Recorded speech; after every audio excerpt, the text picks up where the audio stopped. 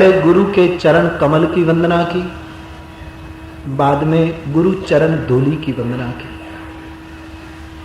गुरु के चरण की धूलि भवरोग का बड़ा अद्भुत चूर्ण है।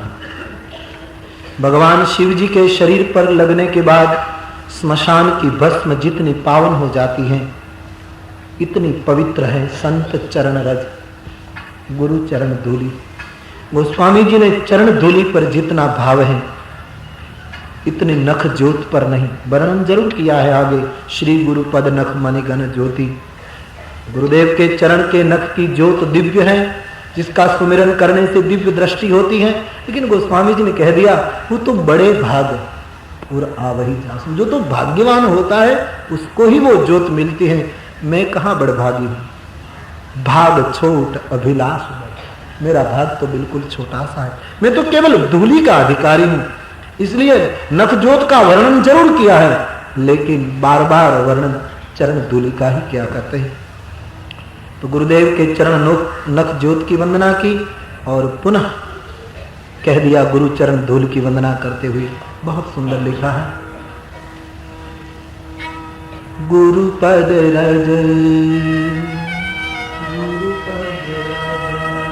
मृदु मंजुल अंजन गुरु पद रज मृदु मंजुल अंजन नयन अमिय द्रग दोष विभन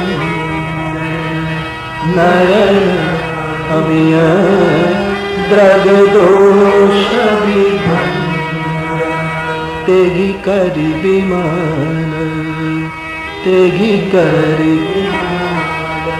विवेक विलोचन तेहि करि विमान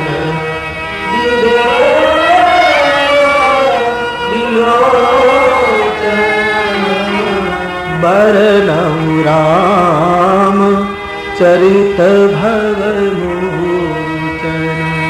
बरनऊ राम चरित भवमोचन बरनऊ राम चरित भवमोचन बरनऊ राम। गुरुदेव की चरण धूलि जो आंखों का दिव्य अंजन है, आंख को पवित्र करते हैं। बालकांड में दृष्टि शुद्धि पर बल दिया और अयोध्या कांड में मन शुद्धि पर बल दिया। अयोध्या कांड का आरंभ श्री गुरु चरण सरोज रज निज मन मुकुर सुधार, मन की स्वच्छता पर बल दिया है। बालकांड में दृष्टि की शुद्धि पर बल दिया। क्यों? महात्माओं का अभिप्राय है बालकांड इंसान की प्राथमिक अवस्था है साधना की, और अयोध्या कांड साधना की युवावस्था है। बचपन में किसी का मन बिगड़ा नहीं होता, बचपन में दृष्टि दिव्य हो जाए तो घटना घट जाए। युवानी में मन बिगड़ता है, इसलिए अयोध्या कांड में मन पर बल दिया, मन के दर्पण को स्वच्छ करने की बात कही। शुरू से दृष्टि यदि दिव्य हो जाए तो गोस्वामी जी अपनी आंखों को पवित्र करके दिव्य दृष्टि पाकर चरण धूलि से अब राम कथा का आरंभ करते हैं। वर्णऊ राम चरित बहुमोचन, जाहिरात की है खुद ने कि गुरु की चरण धूलि से आंखों को दिव्य बनाकर अब मैं राम कथा का वर्णन करने जा रहा हूं, लेकिन किया नहीं। खुद ने जाहिरात की कि वर्णऊ रामचरित बहुमोचन, लेकिन चौपाई रामायण की कथा शुरू करी कि ऐसी नहीं लिखी। कथा तो बहुत बाद में शुरू करते हैं, रामचरित तो बाद में प्रारंभ होगा। जाहिरात की थी अब मैं शुरू कर दूंगा, लेकिन नहीं कर पाए और सीधा लिख दिया बंदऊ प्रथम महीसुर चरना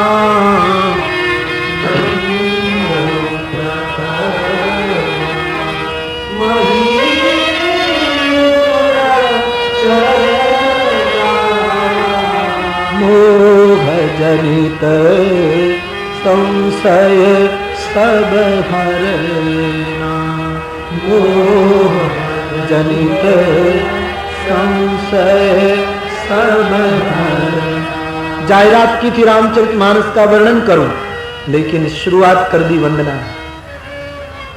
पहले स्वर्ग के देवों की तो वंदना की, गणेश शिव सबकी, लेकिन धरती के जो देव हैं, धरती के देवों में प्रथम में ब्राह्मणों को प्रणाम करता हूं।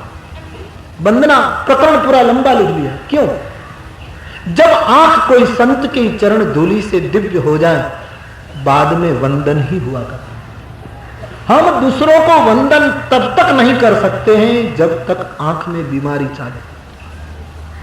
हमारा ख्याल है, ऐसा मानना है कि हम कितना ही जप तप करें, अनुष्ठान करें, यज्ञ करें, पारायण करें, योग साधे, जप करें, तप करें, लेकिन ये सब साधन करते करते उसका फल मिला कि नहीं, ये यदि देखना है तो ये प्रमाण है कि सब साधन करते करते ये स्थिति यदि आ जाए कि सबको प्रणाम करने की इच्छा हो जाए, तब समझना कि साधना सफल हो। जब तक दूसरों को प्रणाम करने की चाह न हो, या तो ऊपर से प्रणाम करे, भीतर अहंकार हो, तो समझना बीमारी शुरू है। साधना सफल, जिसकी दृष्टि दिव्य हो गई वो किसका अपराध करेगा। निज प्रभु मई देख ही जगत के ही सन करहि विरोध। ये कितने दिव्य लोग होंगे जो सबको वंदन करते हैं, सबको प्रणाम करते हैं। और रमन, अरविंद, जितने जितने महापुरुष हुए सब ने लिखा है कि भीतर से सब संत है। हर एक व्यक्ति का भीतरी मामला साधु चरित है, सत्यमय है। ऊपर ऊपर मुश्किल है, कोई फूंक मारे राख उड़ जाए और अग्नि प्रकट हो जाए, सबको प्रणाम करें। गोस्वामी जी की दृष्टि इतनी पावन हो गई, अब प्रणाम ही प्रणाम करने लगे। और हम भी अपने आप को सोचे कि जब तक दूसरों को प्रणाम करने का, कोई कैसा भी क्यों ना हो, सबको प्रणाम करें। भक्ति का एक सूत्र है वृंदावन में, आपने सुना होगा, जब तक व्यक्ति का जीवन संपूर्ण निर्विरोध न हो तब तक भक्ति सफल नहीं होती। दुनिया हमसे कितना ही विरोध करने दो, हमारा किसी से विरोध न रहे। बहुत कठिन सूत्र है। किसी के प्रति, जीव जंतु जड़ चेतन, कोई एक जड़ चेतन जड़ के साथ भी विरोध रहा तो भक्ति सफल नहीं होती। सबको प्रणाम, सिया राममय सब जग जाए, सबके प्रति आदर, सब अपने हैं। बहुत सुंदर शेर है, यहां किसको पत्थर फेंके कैसर कौन पर आया है। यहां किसको प्रहार करें, किसको मारे, क्योंकि यहां सब अपने तो हैं।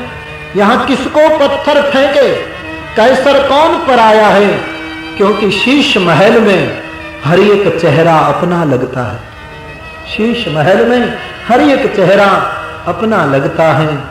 दीवारों से लिपट कर रोना अच्छा लगता है, हम भी पागल हो जाएंगे प्रभु ऐसा लगता है।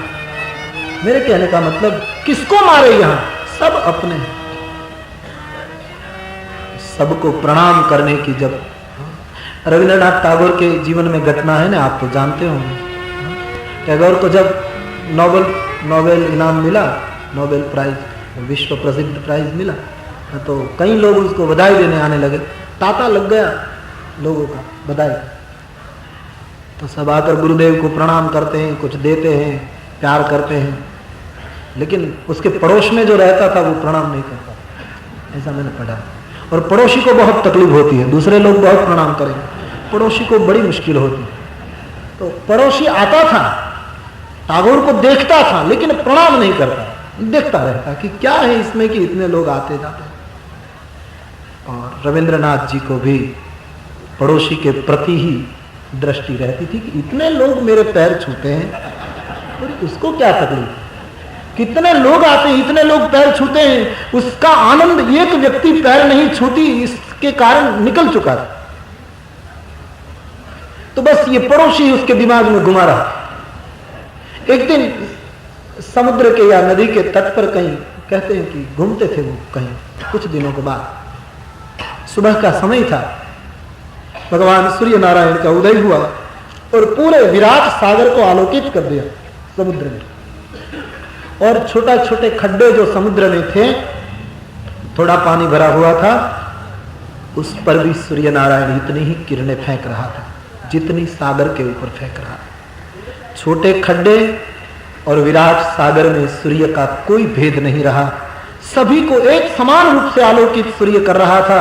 रविंद्रनाथ जी ने यह देखा तो सोचा कि ये विराट यदि इतनी समता रखता है कि न कोई छोटा न बड़ा, तो पड़ोसी मुझे पैर न छुए तो चलो मैं छू लूं, क्या हरकत है? मैं क्यों उससे नफरत करूं? वो न छुए तो मैं जाकर छू लूं, कम से कम बोलना तो शुरू हो जाए। तो दौड़ पड़े, ऐसा लिखा है। आए पड़ोसी के घर, सुबह का समय था, वो चाय पी रहा था शायद, और आकर रविंद्रनाथ टैगोर उसके पैर में गिर पड़े। उसकी आंख में आंसू आ गए। गुरुदेव आप क्या कह रहे हैं? बाद में तो वो भी झुका, लेकिन एक बात पड़ोसी ने रविंद्रनाथ जी को कहा कि बुरा न लगे तो एक बात बताऊं गुरुदेव। क्या? अब नोबेल प्राइज सफल हुआ, इससे पहले सफल नहीं। जब तक एक व्यक्ति के प्रति भी कुभाव रहा,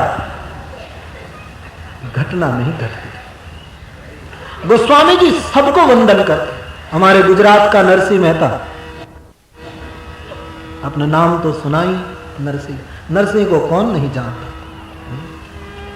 गुजरात और भारतवर्ष को एक अद्भुत भक्त हुआ हमारे सौराष्ट्र का नागर। क्या बताओ, गुजराती दो पंक्ति सुनिए,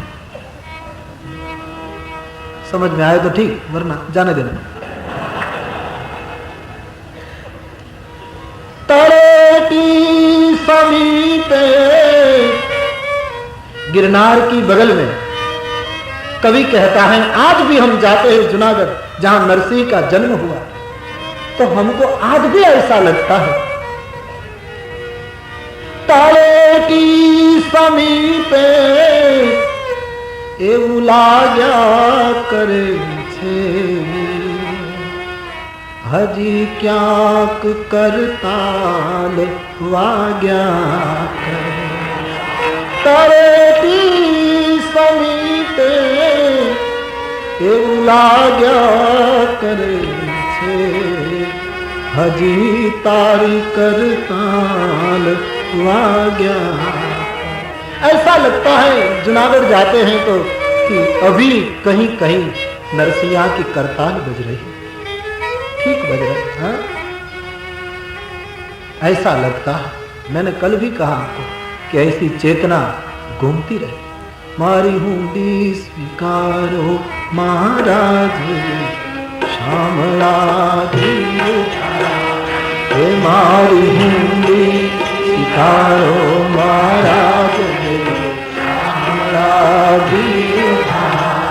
के, मारी भूमि स्वीकारो महाराज श्यामला।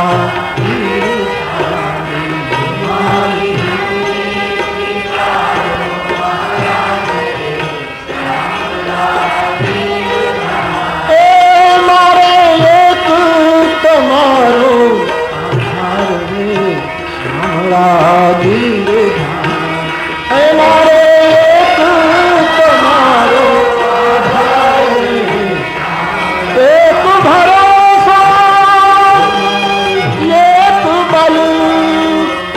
गोस्वामी जी कहते हैं, एक आस विश्वास, एक राम घन श्याम हित, चातक तुलसीदा। राम भरोसो राम बलु, राम आस विश्वास, सुमेर नाम मंगल कुशल, चाहत तुलसी के मारे एक तुम्हारो आधार रे हे, मारे एक तुम्हारो आधार रे हवे मारी हुंदी सीता महाराज श्याम लागी रुखारी मारी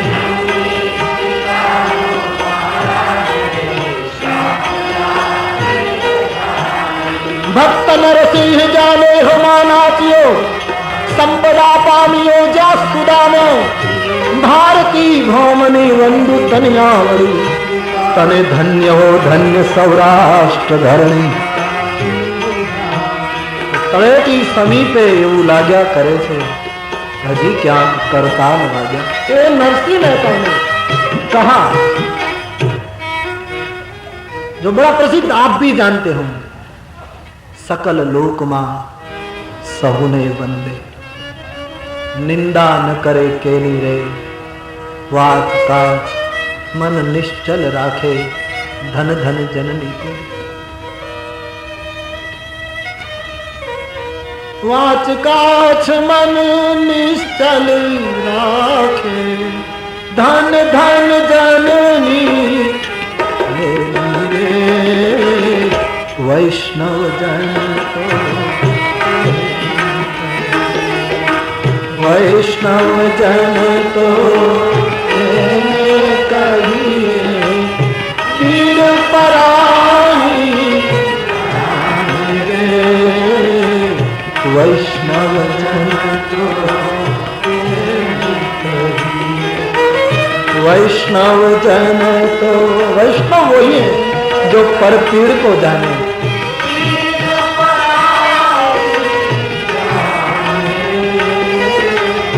पर दुखे उपकार पर दुखे उपकार तो मन अभिमान सबको जब प्रणाम करने का भाव उठे कोई कैसा भी क्यों न हो तब समझना भक्ति सफल हो गई जिसकी दृष्टि दिव्य हो जाए वो प्रणाम ही करेगा तो सबसे पहले ब्राह्मणों की वंदना की जो मोह जनित संशयों को हटाते हैं बाद में सज्जनों की वंदना अपने हाथ जोड़ कर की बाद में साधु की वंदना की साधुओं को साधु का चरित्र कपास के फूल जैसा है ऐसी उपमा की जैसे कपास में कोई रस नहीं कोई गंध नहीं कोई रूप नहीं कोई रंग नहीं बिल्कुल शुभ्र और कई प्रक्रिया से गुजरता हुआ कपास का फूल वस्त्र बनता है और वस्त्र बनकर सबको ढांकता है सबके छिद्र को छिपाता है वैसे साधु लोग कई वेदना कई कठिनाइयां सहकर दूसरों के छिद्रों को छिपाते हैं जो सही दुख पर छिद्र दुरावा बंदनीय जही जग जस पावा वैसे साधु की वंदना की और अब संत की वंदना क्या दोनों वंदना बिलग बिलग की है साधु और संत की क्या मतलब गोस्वामी जी ने कई बार साधु और संत रामचरितमानस में समान अर्थ में लिखा है और कहीं कहीं चिंतन करने से लगता है कि गोस्वामी जी की मौलिक दृष्टि में साधु और संत में थोड़ा अंतर है यदि साधु संत को यहाँ एक रूप में देखते तो दो बार वंदना करने की जरूरत नहीं रहती पहले साधु की साधु चरित शुभ सरित कपासु निरस विशद गुणमय फल जासु पहले साधु की वंदना और अब करेंगे मुद मंगल वै संत समाज साधु और संत में थोड़ा अंतर है गौर करें बाकी तो कई बार दास भक्त सेवक जन ये सबको समान अर्थ में लगा देते हैं कहीं कई बार लेकिन कहीं कहीं उसमें अंतर देखते हैं और प्रमाण बहुत मिलते हैं दोनों बिलग मानते हैं वरना हनुमान चालीसा में दो शब्द क्यों लगा रहे